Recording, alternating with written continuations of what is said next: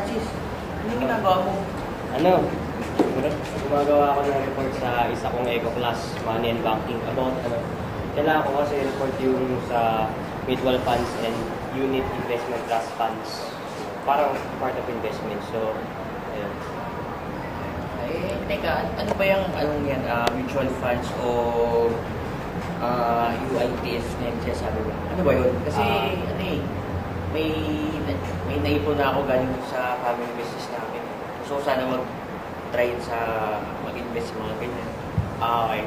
So, para maging mas simple, isipin mo na lang na ang mutual fund o ang UITF ay pinagsama-samang pera ng mga tao para makabuo ng isang malaking halaga, at yung malaking halaga na yun ang gagamitin nila para makabili ng mga securities o mga produkto ng financial market katulad ng bonds, stocks at iba pang securities, siguro halo ng dalawang yun.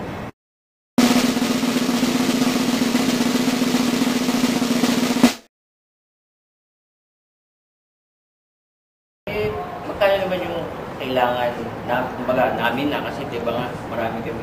So, magkano yung kailangan namin maipon? So, tiyatanong mo yung minimum. Oo.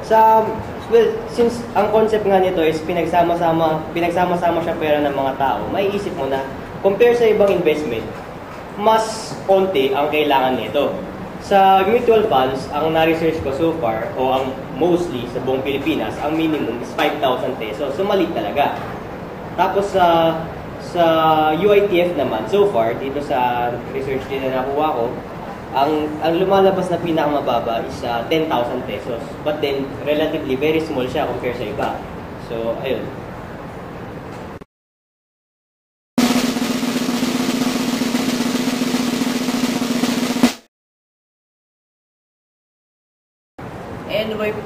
Ano ba yung pinagkakaiba ng mutual funds dun sa UITF na sinasabi mo?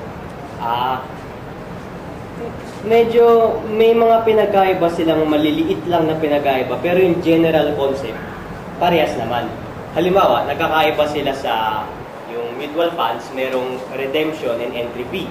Yung redemption and entry fee na yun, wala sa UITF, so as long na hinawakan mo yung bonds mo or yung securities na binili mo for a minimum period of time.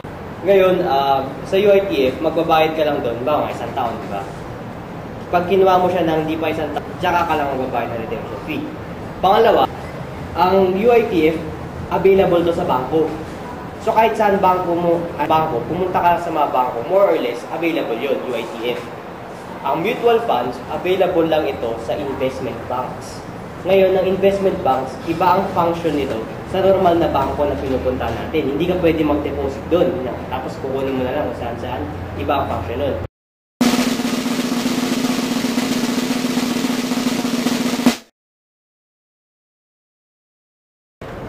Paano naman yung yung mag-apply yung procedure mismo? Siguro may idea ka na kung paano mag-invest sa stocks. Di ba maghanap ka ng broker? Since sa investment banks, ganun din, maghanap ka lang ng isang tao. Ang tawag natin dito, trustee. Trustee, pinagkakatiwalaan mo. Pinagkakatiwalaan mo yung tao ito ng pera mo. Maghanap ka lang ng isang tao na yun, and then tutulungan ka niya sa pag-invest ng pera mo.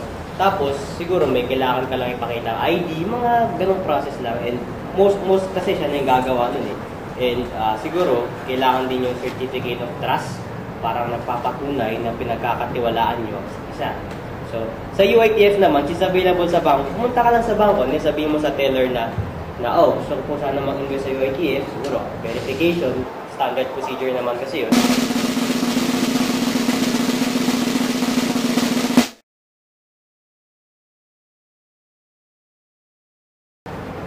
So, kailangan ko pa palang sabihin kung anong klase ng funds. Kung anong klaseng funds. Kung specifically kung gusto kong UITF o funds. Ganito, bawat investor may kanya-kanyang objective, di ba? So, iba't ibang objective, iba't ibang investment. Halimbawa, may 4 na klase sa parehas na mutual funds and UITF. Una, fixed income o yung bonds. Ito yung kung gusto mo nang kumikita ka, na ligtas. Pero dahil ligtas siya, mababa ang kita nito. Sunod, merong money market funds. Medyo ligtas din. Parang parehas din siya ng fixed income securities. money market funds, medyo short term siya. Tapos yung pangatlo, equity or stocks. Ito naman yung karamihan ng invest mo ay gusto mo mapunta sa stocks. Ang stocks ang may pinaka-agresibong kita sa lahat, pero siya rin ang pinaka-delikado. Tapos, meron ding balance fund. Medyo siguro kung gusto mong balance yung ligtas at yung kita, medyo balance fund. So, nasa gitna siguro yung nakita ng dalawa. Ano pa ba yung ikinaangat niya o ikinaganda niyan sa ibang investment? Well, pansinin mo, unang-una, pansinin mo sa lahat yung mababang kapital. Mababa yung kailangan mong pera para makapag-invest. Pangalawa, liquidity, yung kung gaano ito kadaling ma-convert sa cash o kung gaano mo kadaling mabenta. Madali mo siya i-convert kung kailan mo gusto. Ang UITF and mutual funds, di ba? Kung kailan mo gustong bawiin yung capital mo, pwede mo makuha kaagad. So, yun. Pangatlo, mas malaki naman di hamak ang kita dito, yung potential earnings mo kaysa sa bangko. Tapos, pangapat, medyo kung ikaw yung tipo ng tao na uupo lang at gusto mo kumita lumalago yung pera mo, ito yung dapat sa'yo. Kasi, well, meron ng tao na nag-aalaga nito, di ba? Yung fund manager ang tawag natin dito. Siya yung nag-aalaga nito, o minsan yung trustee. Ngayon, siya yung nagpapalago nito kung saan niya gusto. Tapos, sa UITF naman, dagdag na kalakasan niya, binabantayan siya ng Bangko Sentral ng Pilipinas. Heavily regulated ito. So, ayun. Tapos, siguro, kung gusto mo naman malaman yung kainaan, may mga kainaan dito. Oo, siyempre, katulad nga ng sa stocks o sa kahit sa anumang investment, may kapantay itong mga risks. Pagkatawag natin risks. So, ang ilang risk dito, halimbawa, credit risk.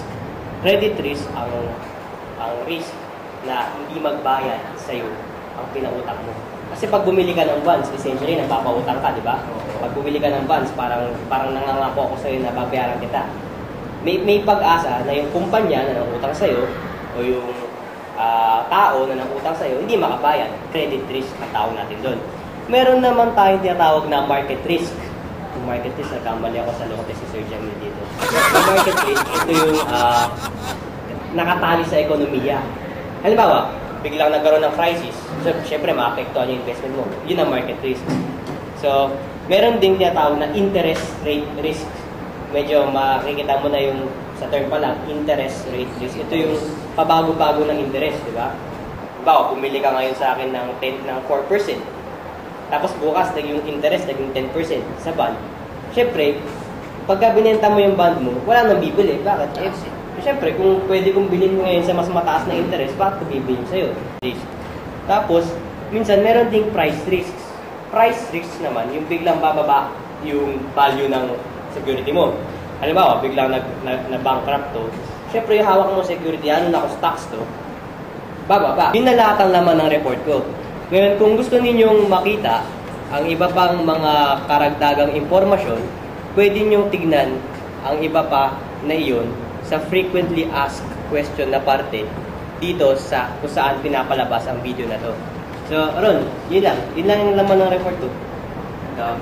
Yes, salamat Francis ha. Sige, da-download pa ako ng Heroes eh. Pansin mo, kanina pa ako download dito. Simula na yung season 4 nun.